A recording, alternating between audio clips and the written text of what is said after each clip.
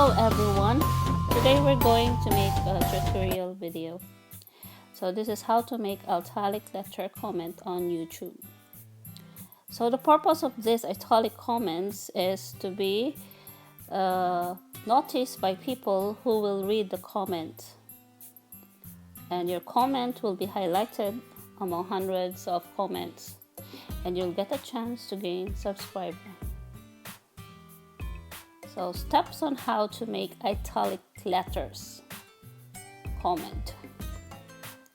So just type underscore and your comment and underscore, and make sure there's no space in between. So this video that I uploaded and make is examples on how I make a comment in italic letter.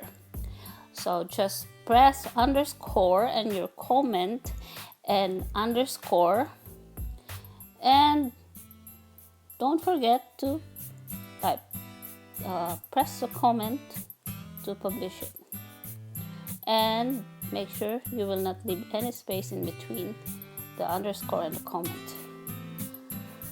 And yeah, just see, when I press the comment, and I have two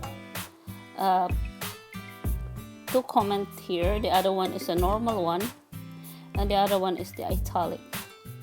So you will see the difference of these two.